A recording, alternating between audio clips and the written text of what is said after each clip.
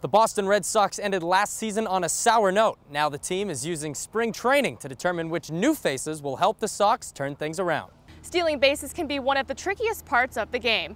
We'll show you how some of the best players in the league dominate the base pass. And one of baseball's most feared hitters is switching leagues. We'll tell you how Prince Fielder is fitting in with his new ball club. All of this and more coming up on WEBN's Inside the Grapefruit League 2012.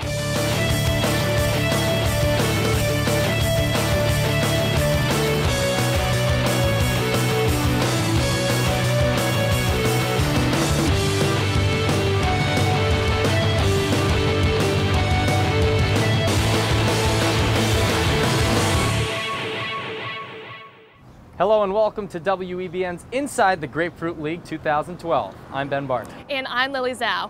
From here, McKechnie Field in Bradenton on the west coast to Melbourne on the east coast, WEBN is here in Florida to give you a unique look at Major League Baseball's spring training. Let's start in Fort Myers. Last year, the Red Sox missed out on the postseason after a historic September collapse. That collapse led to some major offseason changes. For more on Boston's recent moves, let's go to Ryan Fleiter at home plate. Boston brought in a new manager and made over a weak bullpen, but there are still two positions that need to be filled. WEBN's Marcus Garcia went to the brand new JetBlue Park to find out who will be rounding out the lineup come opening day. The Red Sox have a help wanted sign posted in the middle of the infield. That's because the team has traded Marco Scutaro and Jed Lowry. This leaves manager Bobby Valentine without a starting shortstop. The Red Sox brought in Nick Punto to compete for the starting job, but infielder Mike Aviles has submitted his application as well. I'm a very confident kid, and I think I can, fill that void. I pretty much come prepared to play every day and, go about my business that way. If that's the case and I'm playing every day, then that's going to be, I'm going to do the best job. Shortstop isn't the only position up for grabs for the Red Sox this season. There is also an open competition for right field between Ryan Sweeney and Cody Ross. Both players believe they have what it takes to be the starter. I think we push each other, and I'm pretty good friends with Cody. He's a good dude, and it's no animosity towards each other. It's just we all know that it's a job, and we know that everybody wants to be out there and play every day, but that just doesn't work out sometimes. I came in to this camp prepared to play every day, and I'm sure Sweeney did too. That's how you have to prepare yourself. You have to come in to camp ready to go because you never know what could happen. But players like David Ortiz and Kevin Youkilis already know what will happen to them. No matter what their spring stats are, these sluggers will be taking the field on opening day. But for Mike Aviles, Nick Punto, Ryan Sweeney, and Cody Ross, the job is always on the line. With the Red Sox in Fort Myers, I'm Marcus Garcia. The Red Sox are also keeping an eye on 21-year-old shortstop Jose Iglesias. Iglesias is ready for the majors defensively, but needs to improve on his offense before he gets the call-up.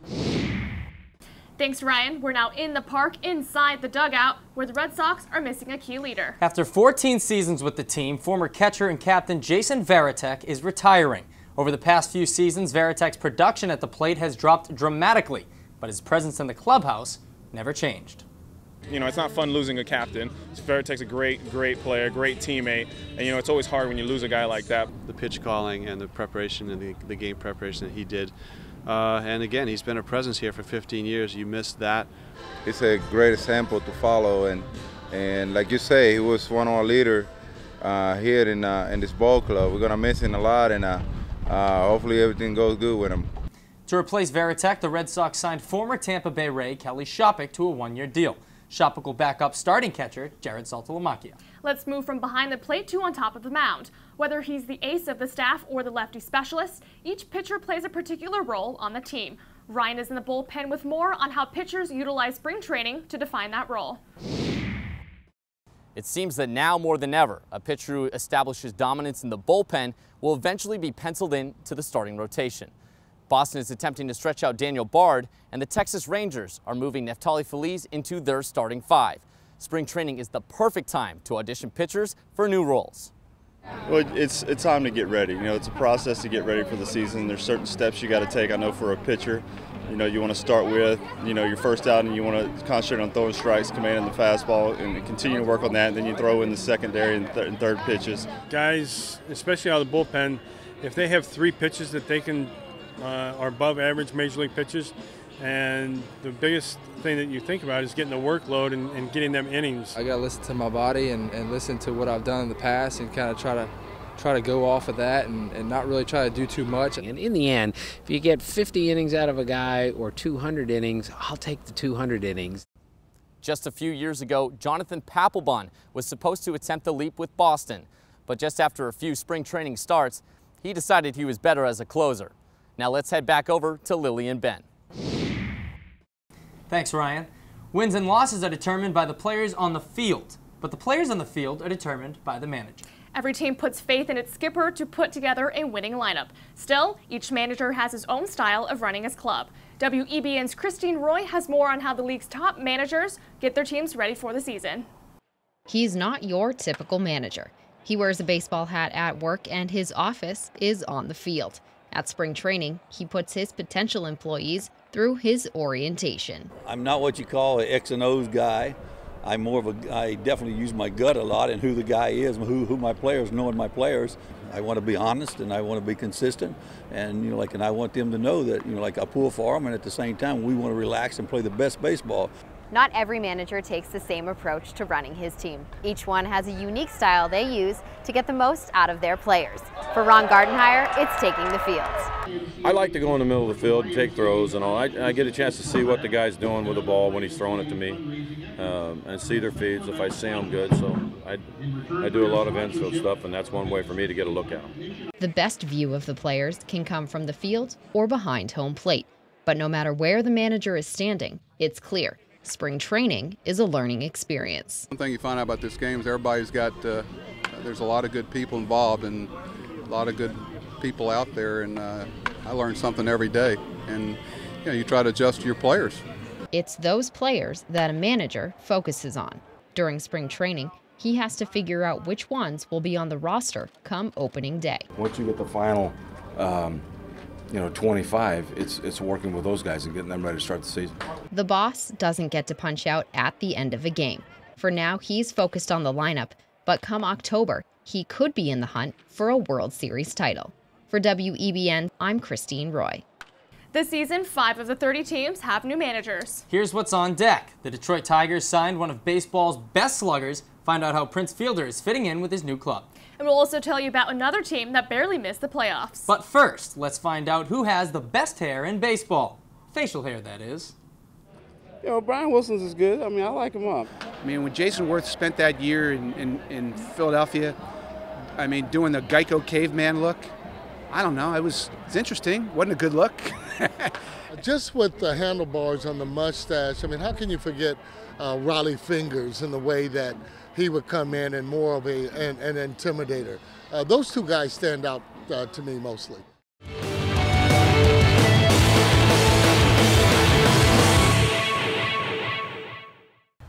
Welcome back to McKechnie Field and WEBN's Inside the Grapefruit League 2012.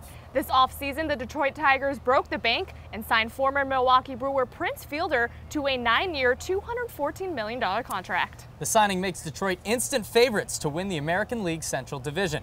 WEBN's Ross Lippman found out how Prince is adjusting to life with the Tigers in this WEBN Superstar Profile.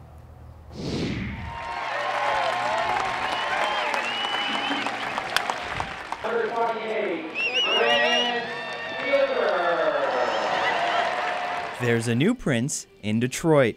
This offseason, the Tigers made a splash by signing Prince Fielder to a 9-year contract, and it's for $214 million. That kind of cash brings a lot of pressure to perform.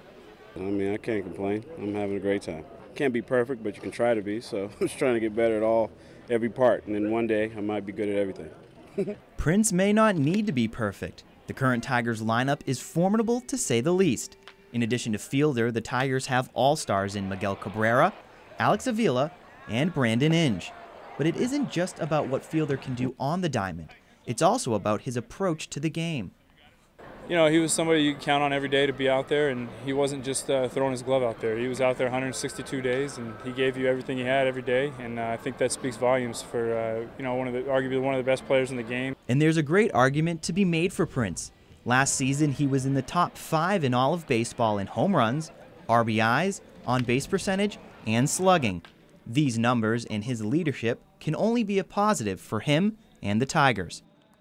He was great to play with. He was a blast to watch, and I'm sure he's going to do big things in Detroit. The Detroit Tigers were just one game away from a World Series appearance last season.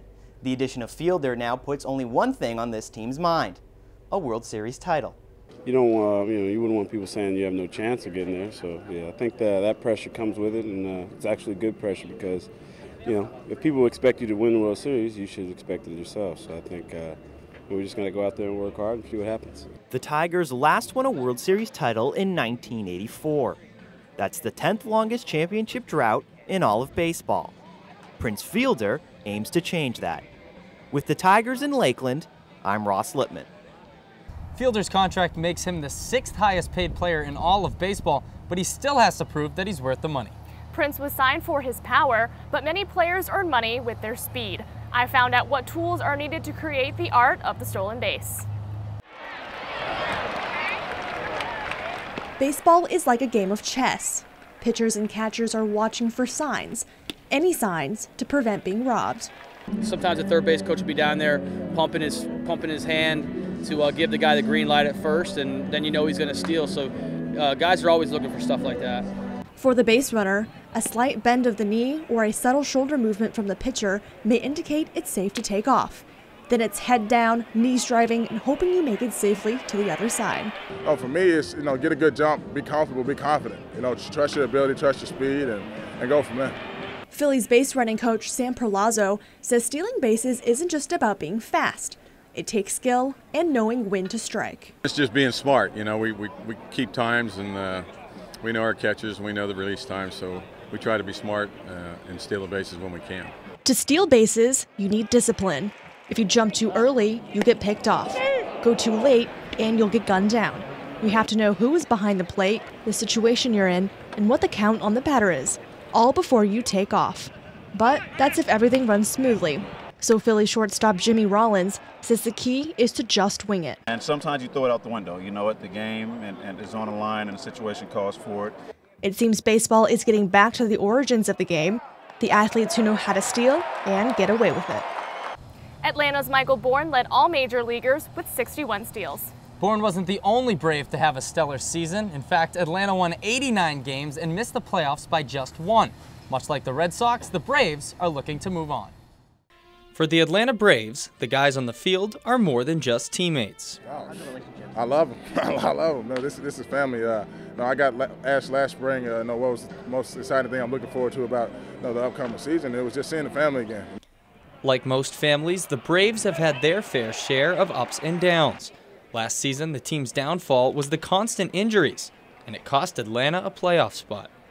You work hard as you want to in the off season, and your season goes one way there, and you have all the confidence in the world. But once you get an injury, you can't really control it. But the main concern now is to stay healthy. But if I can stay healthy, I think everything will fall into place. But we had a great season last year. Unfortunately, we didn't like how it ended. It ended with the Braves losing the final 5 games of the season. It was a losing streak that allowed the St. Louis Cardinals to sneak into the playoffs and win the World Series. Still, the Braves are sticking with their strategy, keeping the game fun. When you're able to have fun, you're enjoying the camaraderie of your teammates. You're enjoying coming to the ballpark and hopefully winning that game. And obviously, that makes it a lot more fun and a lot more enjoyable. During the 90s and early 2000s, the Braves were one of the best teams in all of baseball. That's when Atlanta won 14 consecutive division titles. This year, the Braves look to start a brand new streak. But winning the NL East won't be an easy task. For the past 5 years, the Philadelphia Phillies have been named division champions. This year, though, they will be without star slugger Ryan Howard. WEBN's Alex Yo explains which familiar face may be filling in. Jim Thome has come full circle. Almost a decade ago, Thome came to Philadelphia as a superstar in the prime of his career. Now he's a different player, but his reasons for coming back to Philly are very familiar. It's a wonderful place to play. They set the bar very high here, and to be a part of it again is kind of special. In the twilight of my career here, to be able to get a chance to win is really big. The 5-time All-Star ranks 8th on the all-time home run list with 604 big flies, so offense is certainly Thome's strong suit. But manager Charlie Emanuel says the 41-year-old's contributions won't just be on the playing field. If we can get Jimmy about 200 at-bats, and the fact that his intangible is the positive person that he is, and just the fact that we got him on our team means a lot to us. Guys coming to you and asking advice, opinion here and there about certain things. It might be about hitting, it might be about anything. As a veteran, it's important to make people feel comfortable that they can do that. In a recent Sports Illustrated poll taken by nearly 300 major leaguers, Thome was voted the nicest player in baseball. Accolades and all, Jim Thome is just one of the good guys. He's a big old teddy bear, you know, but he swings a big bat. But as a teammate, he's great. He sits in the clubhouse, he encourages everyone, and he just wants to win. He's won several awards that recognize his integrity and good sportsmanship, including the prestigious Roberto Clemente Award. Thome says his career has always been about being a good teammate. You really cherish your teammates because your teammates are your brothers, and they were in the grind with you, and they went through all the battles with you. So to have them say that, that's probably one of the greatest compliments I think any player could get. This Phillies team gives Thome the chance to put one more thing on his long and impressive resume, a World Series title. And if his popularity with coaches, teammates, and fans is any indication, there isn't a man more deserving of a championship ring. With the Phillies in Clearwater, I'm Alex Yo. Last season, the Phillies got limited power production from their bench. Once Howard makes his return to the starting lineup, Thome should help those numbers climb. The Phillies aren't the only ones making moves. In fact, this season, the entire MLB will undergo a drastic change. Ryan is in the press box with the latest news on America's pastime. The Red Sox and Braves are wishing Bud Selig had been 1 year quicker with his latest addition.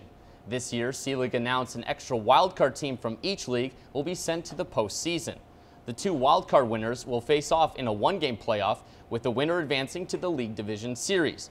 The fans seem to support the decision, but players and coaches have mixed feelings. If anything, it shows the importance of having the one-year division, so you don't have to worry about the wild card. You know, we all confuse change with lack of respect for tradition, but that's not the case. But my bottom line, if someone says, here's a poll that says 85% of the fans want it, let's do it.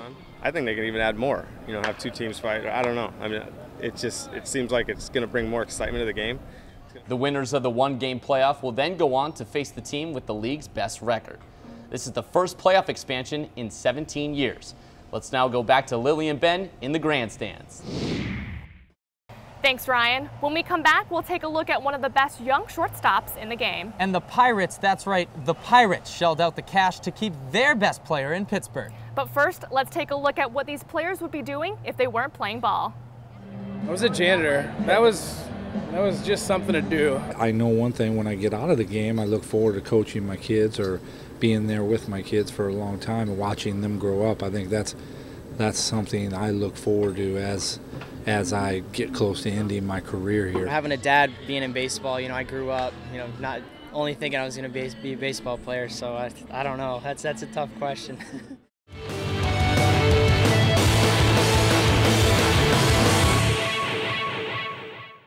Welcome back to WEBN's Inside the Grapefruit League 2012. Last year, the Atlanta Braves had one of the best defensive shortstops in the game.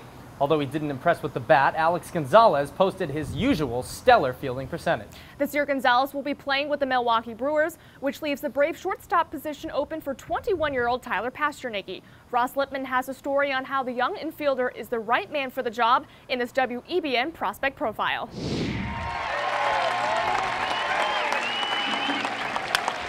But here's the thing, the Braves don't have a choice. It's got to work with Pasternicki. Talk about pressure. After just 4 years in the minor leagues, 22-year-old Tyler Pasternicki is now the starting shortstop for the Atlanta Braves. Opening day will be his major league debut. You know, I'm not trying to put too much pressure on myself that way. I'm just going to go out there, you know, have fun, play hard, and, you know, anything I can do to help the team win is what I'm going to do. This isn't the first time the Braves have used a rookie to start the regular season.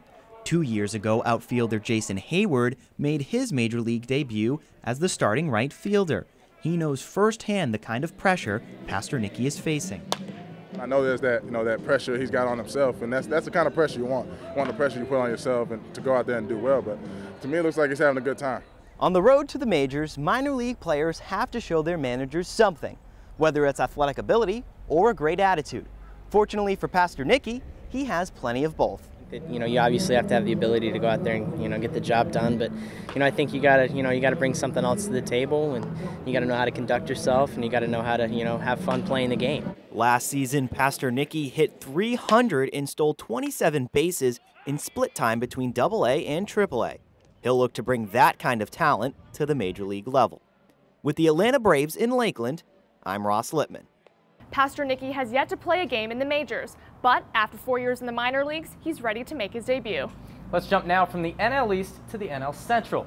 The Pittsburgh Pirates haven't had a winning season in almost 2 decades, but the Bucks took a step in the right direction when they re-signed outfielder Andrew McCutchen. WEBN's Samantha Russo has a story on how the Pittsburgh Pirates were able to lock down one of the league's up-and-coming outfielders.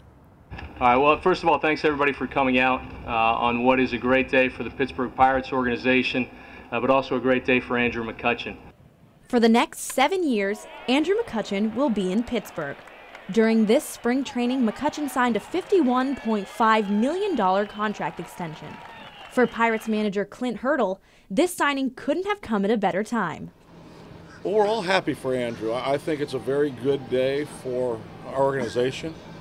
It's a very good day for our fan base. It's a very good day for the city of Pittsburgh, and for Andrew and his family. It's the right sign at the right time. Although many people have speculated that Andrew McCutchen could have gotten a bigger and better deal somewhere else, he says he wouldn't have it any other way. Thank you for believing in me and what I can do, and giving me this opportunity to be able to showcase my talents and to be with the Pirates. And I always said I definitely want to be here. Last season, Andrew McCutchen had career highs in home runs and RBIs. His re-signing gives hope that the Pirates' 19-year playoff drought will come to an end. With the Pirates in Bradenton, I'm Samantha Russo. McCutchen didn't become a star overnight. Each team invests time and money into their scout and player development departments. But the Pirates might be above the curve on getting young players ready to make the leap to the bigs. WEBN's Christine Roy visited their Florida training facility to find out what it's like to live at Pirate City. It's their home away from home. Pirate City houses Pittsburgh Pirate prospects from all over the globe. Here, the focus is on baseball 24/7. But the organization has also made education a top priority. What we're doing here is trying to give our players survival skills for them to first when they get here to be able to communicate basic needs, and then we go from there and try to teach them as much as possible for them to succeed in the baseball area as well. There are 65 players on a spring training roster. At Pirate City, there are more than 150 additional prospects developing their skills to move up through the system. All the minor league players, which we have about 200 minor leaguers, they all live on campus. And so it's an incentive, another incentive for them to make the major league level. You don't have to live at Pirate City anymore. Spending so much time with teammates can become overwhelming, but many players see it as just another opportunity to learn. Get to interact with players that you usually wouldn't if you lived off. And I get to experience different cultures and meet new people, which is great, and I think it definitely helps team chemistry. No matter where they come from, at the end of the day, these players are all here for the same reason, to take that next step and turn a major league dream into a reality. At Pirate City in Bradenton, Florida, I'm Christine Roy. 4 years ago, Pirate City underwent a major renovation. Since then, it has hosted teams from the World Baseball Classic to the Korean Baseball League. Still to come, we take a look at some of the cuisine from the spring training ballparks. But first, let's find out which menu items these players crave. I'd probably go for pizza. I mean, that's probably my soft spot. When they opened up the new ballpark in San Francisco, the garlic fries were tough to beat.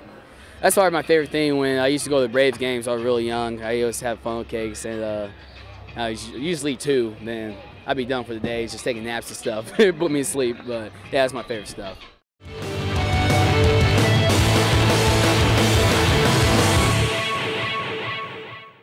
Welcome back to WEBN's Inside the Grapefruit League 2012. Ryan Fleiter now joins us on the concourse, which during a baseball game is filled with thousands of fans. And with thousands of fans come thousands of empty stomachs. Samantha Russo gives us the inside scoop on how vendors keep those hungry fans happy.